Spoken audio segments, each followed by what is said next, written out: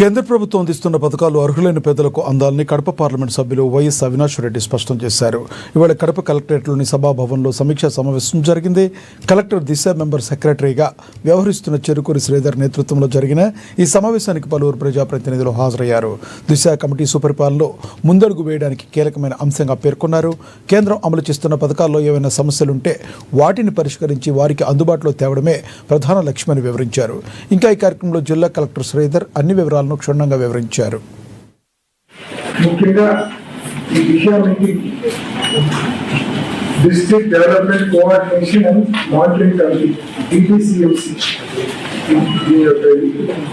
District development coordination and monitoring committee కేంద్ర ప్రభుత్వానికి సంబంధించిన పథకాలు వాటి అమలు తీరు పైన కోఆర్డినేషన్ మరియు మానిటరింగ్ చేయడం కోసం ఈ కమిటీ పనిచేస్తా ఉంది. కేంద్ర ప్రభుత్వానికి సంబంధించిన ఏ పథకాలైనా సరే వాటి అమలులో ఎటువంటి కోఆర్డినేషన్ ల్యాప్సెస్ ఉన్నా మానిటర్ చేసి వాటిని సరిదిద్దే కార్యక్రమం ఈ కమిటీ చేస్తుంది.